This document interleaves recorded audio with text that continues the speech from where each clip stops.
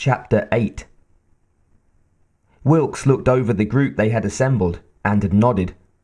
Everyone here had field experience, with the exceptions of Jones, the medic, and Dunstan, although he taught hand-to-hand combat in the dojo where they all now stood or sat in small groups, talking. And Dunstan looked as if he knew how to handle himself. Brewster, Carvey, Moto, Adcox, and Captain McQuaid were all Marines and had fought on Earth at the beginning of the infestation. Anna Moto was a thin, sad-looking woman with long features and a bright laugh.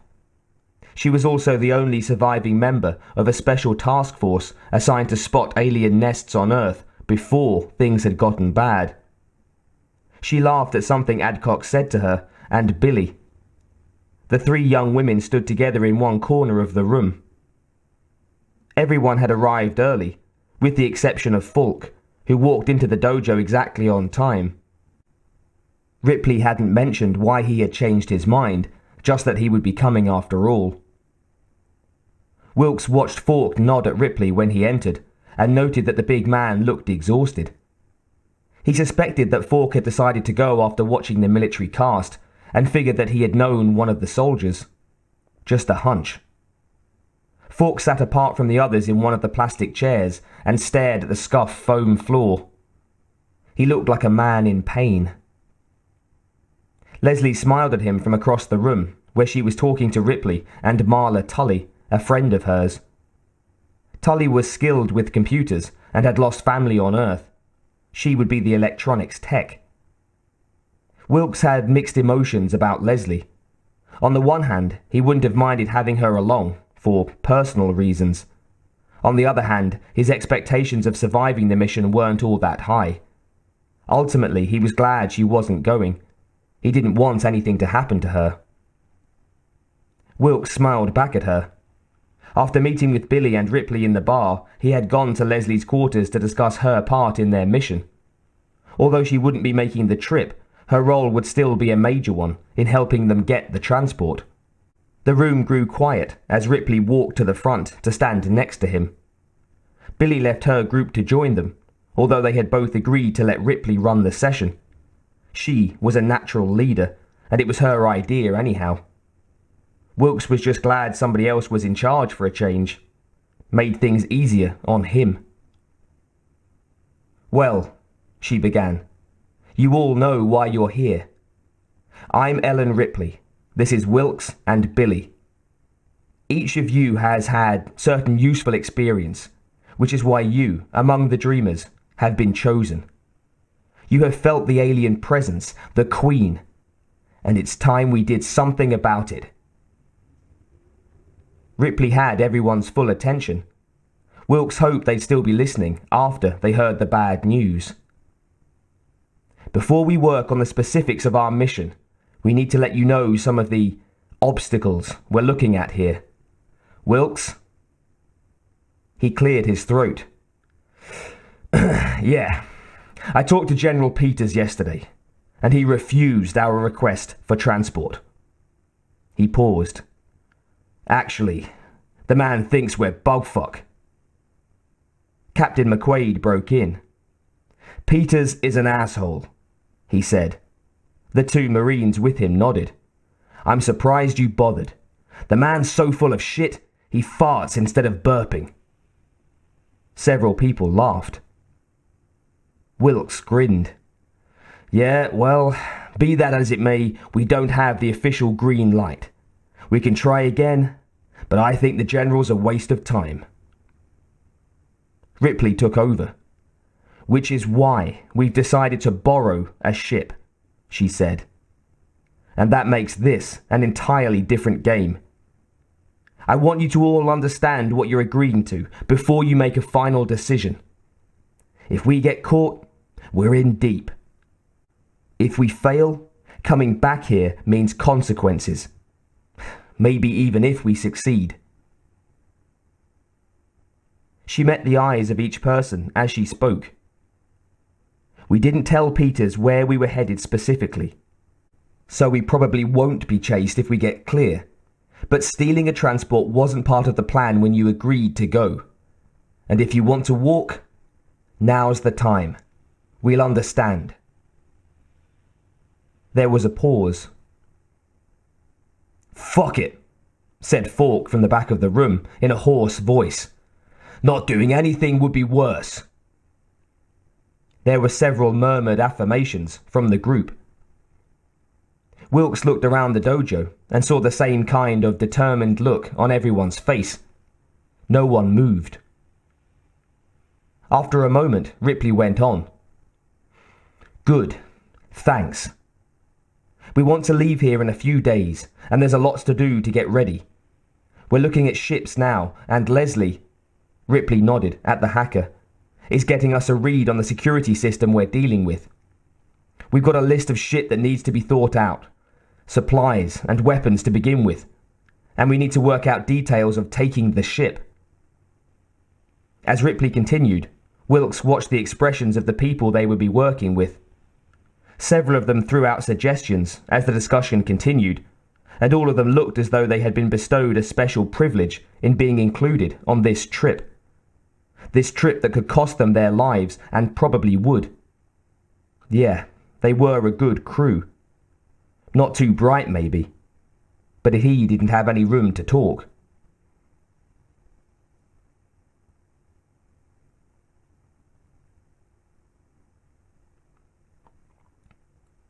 Billie checked the supply list for the third time, cross-referenced with what was stocked on the Kurtz. The military freighter had been chosen for its large hold, designed to haul toxic liquid byproducts. The containment area could hold up to 10,000 cubic litres of radioactive sludge, was airtight, had interleaved durasteel and lead walls half a metre thick, with hatches to match. Anyway, the hold was more than big enough to carry a queen alien, and to keep her from wandering around the ship too. If they could catch her, if they could get her on board, if they could steal the ship in the first place. Billie rubbed her eyes and looked around her room. It was late. She knew she should get some sleep.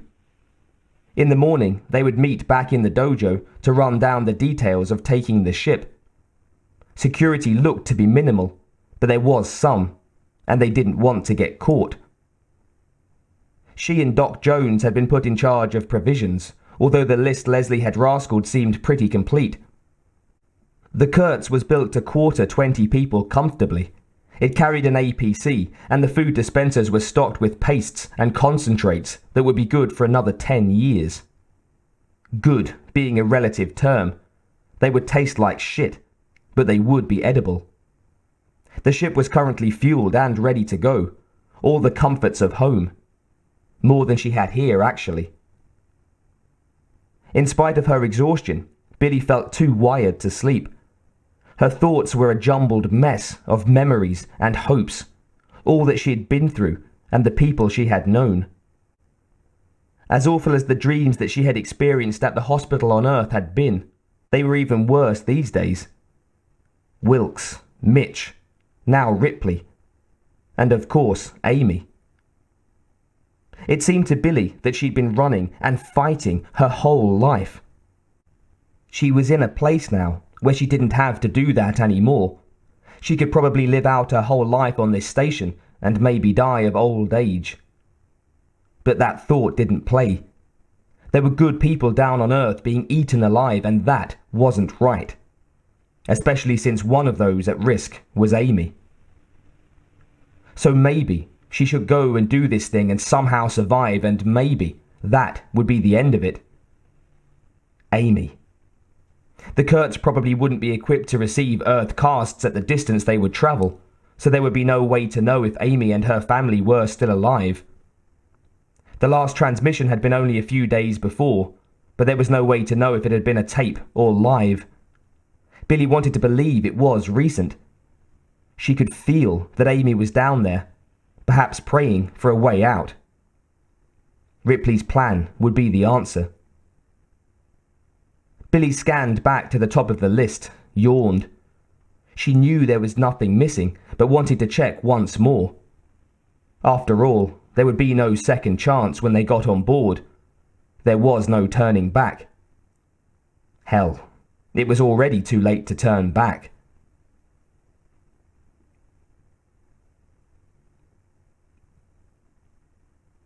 Ripley sat on the floor of the dimly lit dojo, alone. It was early morning. The crew wouldn't arrive for another half an hour, and then there would be no time to think. She knew that they had planned the mission as thoroughly as possible, that they were as ready as they would be. They could probably spend a whole day or two working out details, but one could always wait. It was time to act. Too much planning raised too many doubts. You did what you could. She ran down the list of crew members mentally. Herself, Billie, and Wilks.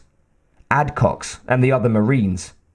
Falk, Dunstan, Tully, Leslie's hacker friend, and Jones. They were a good group. The trial run had been successful. Of course, it would be different in real time, but the crew seemed committed and confident enough to get past any trouble.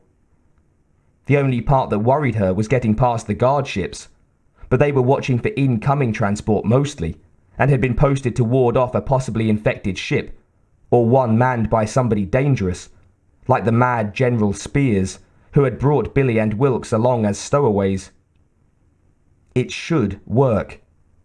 Ripley hoped it would be as easy as it looked, but she knew from experience that things rarely were as easy as they looked. She had concentrated so completely on getting the thing together that there hadn't been time to relax. Not that there had ever been time for that once she'd run into the aliens. For her, it hadn't been that long. In real time, it had been the better part of a century. Now the fucking things owned Earth, and humankind was a third-class local power. Her hatred for the creatures was as much part of her as her hair colour or height. It affected everything she did, was the force behind all she had gone through to get where she was. She smiled wryly. Where was she?